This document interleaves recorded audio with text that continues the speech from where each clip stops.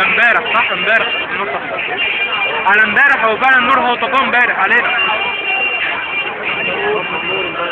ما انا امبارح وصلت بسبب اللي هو النور ده المطر امبارح. ايوه ده حلو.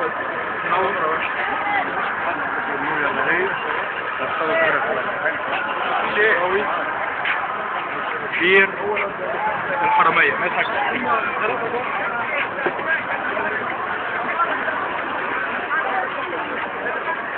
يا جدعان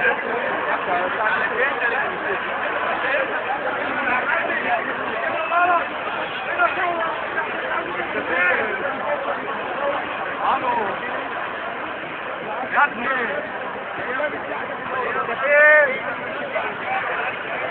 تعالى عند المستشفى. تعالى عند المستشفى تديني القلب.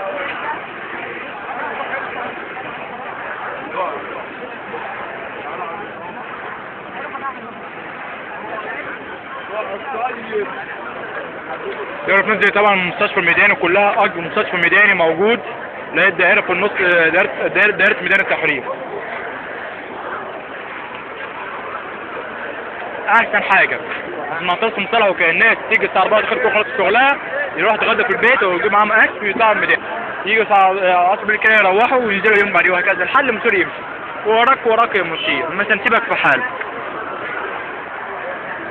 طبعا زي صوت عربيات الاسعاف، حتى انا تاكدت من وزاره الصحه قال احنا عندنا 100 عربيه اسعاف متزودين بجميع انواع الادويه والاجهزه للمعالجه.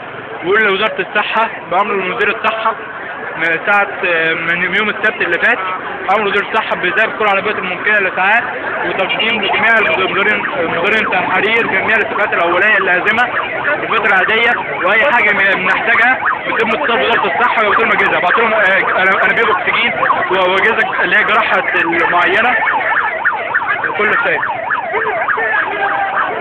المستشفى الميداني ارواح المصاب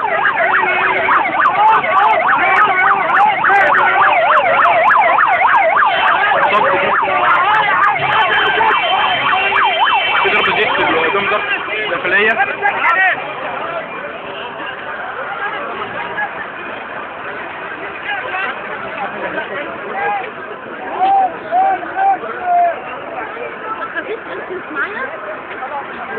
ولا تحسبن الذين كتبوا في سبيل الله امواتا بل احياء عند ربهم يرزقون. تحية فخر وعزاء شهيد ثورة 5 يناير احمد محمد حسين. بس حاجة متشكرين. تمام.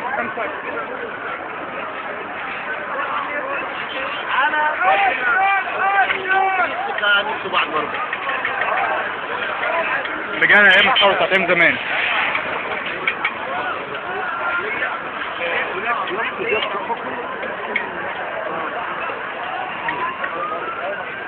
دوري النص طبعا مدرسة الصلاة عشان هي معمولة للأطباء فقط، ومكتب الأهرام المسائي مكتوب هناك في اليافطة الزرقاء دي، مكتوب عليها عشان تشتروها مكتب الأهرام المسائي.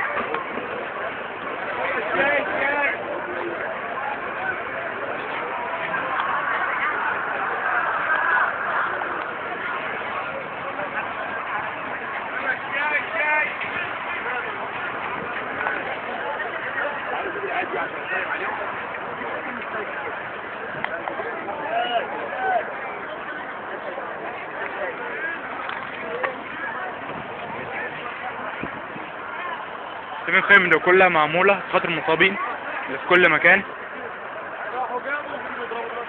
واللي عايز ينام.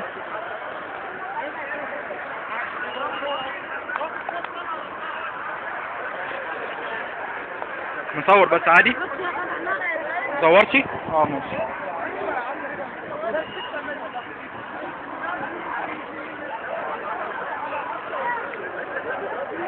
فين دايرة في النص دي؟ الخيمة دي أكبر خيمة فيها جميع علاجات المصابين، فتح منها احنا ممكن نصورها. ثواني بس.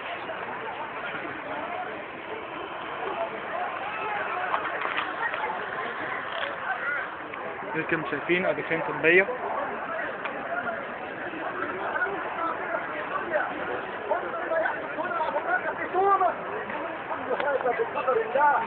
وبقوة الله تبارك وتعالى وحده لا شريك له.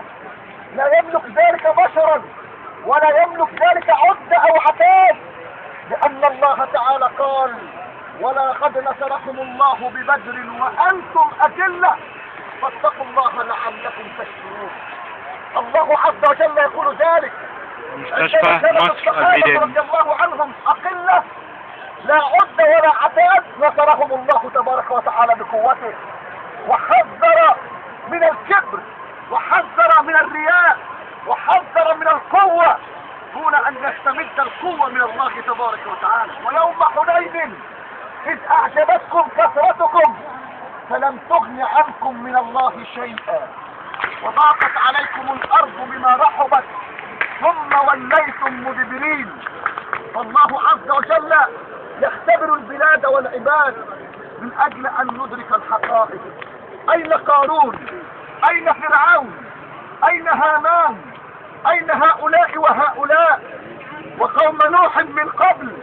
انهم كانوا هم اظلم واطغى. والمؤتفكة اهوى فغشاها ما غشى.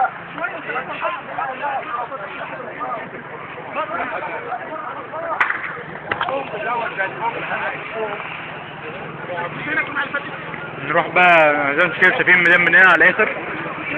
دلوقتي اروح باتجاه المترو واروح. احنا مروحين نصوركم الطريق شكله ازاي.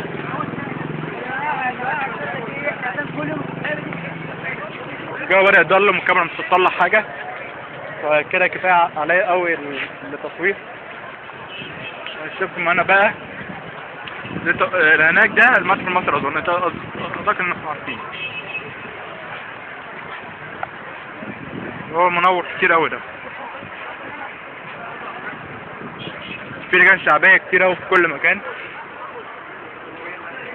مشينا امبارح القطع النور على الناس لما كنت انا مصوركم في الضلمة.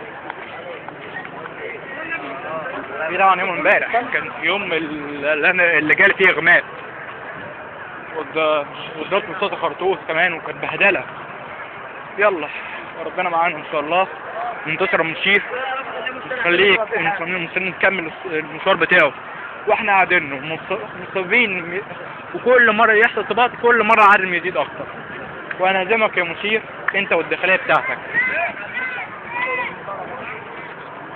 اكتر حاجه مغيظانه النهارده وغضبان منها جدا العسكري كان ماسك بيده الشمال المدفع الخاص باطلاق القنابل المثير للدموع، والتاني عمل بيها حركه وحشه جدا جدا جدا جدا لكل الناس الواقفين المظاهرين، وجيت كان شايفها وسكت. حتى الضابط نقول له انت شفت الحركه؟ قال له شفتها. قلت له بتعمل حاجه؟ قال لي انا مجرد ضابط واحنا مالناش سلطه. القضاء العليا لمجلس عسكري ومسير هو اللي السلطه. وسكتوا كلهم على حركه البيئه العمال ان هو اساس انسان بيئه لازمه في مصر اساسا اللي يعمل الحركه دي، لان هو مجرد حيوان مش انسان مصري. سوري في اللفظ لكن هو كان كده، هو فعلا كده ده مش انسان مصري. والشعب كله هيك كان عايز يكسر السور الحديد اللي عملوه اللي هو الجيش عشان يمنعنا مننا نعدي. هاي جدا يعني مظاهرين هاجوا بدرجه رهيبه، كان حوالي 10,000 واحد واقفين عملوا الحركه دي، والجيش سكت على الراجل حتى مفيش حد عاجبه او ضربه او اي حاجه. بس كل يقدر يقول حزب الله ونعم كيف الراجل ده وربنا يحاسبه ان شاء الله اشد عذاب.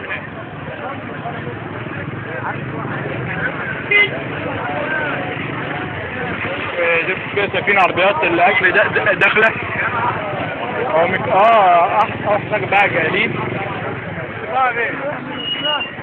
المترو. انا لسه خارج دلوقتي.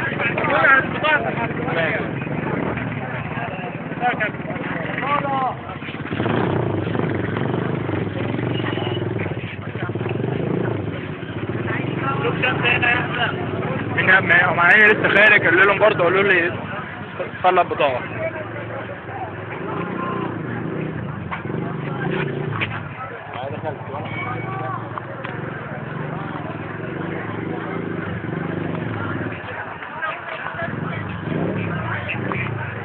فدي كانت اكتر حاجه معودين الضابط اللي هو العسكري ده منه لله كان ماسك المدفع. فاكر الشعب بالنسبه له ملوش لازمه يعمل كده، لكن هو ما يعرفش ان في اله اسمه الله قادر على كل شيء، ويا رب يعاقب اشد عقاب ان شاء الله في الدنيا وفي الاخره يا رب. يعني دلوقتي داخل محطة مترو التحرير بقى خلاص. زي طبعا ناس كتير قوي، بس الدنيا مظلمه شويه،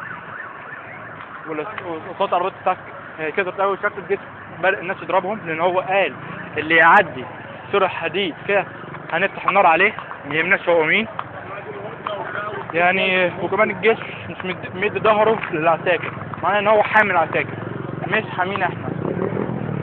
الجيش حامي الشعب زي ما بيقولوا في التلفزيون ان هو حامي الشعب، لكن هو حامي الداخليه مش حامي الشعب.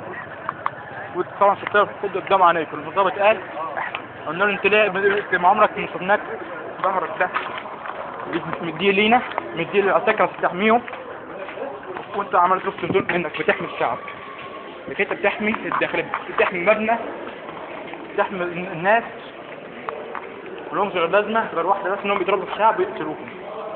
بتحمي مبنى ده اللي هو مبنى الفساد في مصر كلها. المبنى مطلع عساكر بارزين ووحشين زي العسكري اللي عامل حركه وحشه للناس، وممكن يضربوا ناس بقنابل المنطقه الصحيه مش بس قدام الحلقه يعني بسبب الموت والوفاه على طول وبس. دلوقتي هقفل معاكم، هوديكم اللي هو الفيديو الاخير بعد شويه اختم بيه ان شاء الله. كوموديتر هو دقيقه واحده بس. يلا.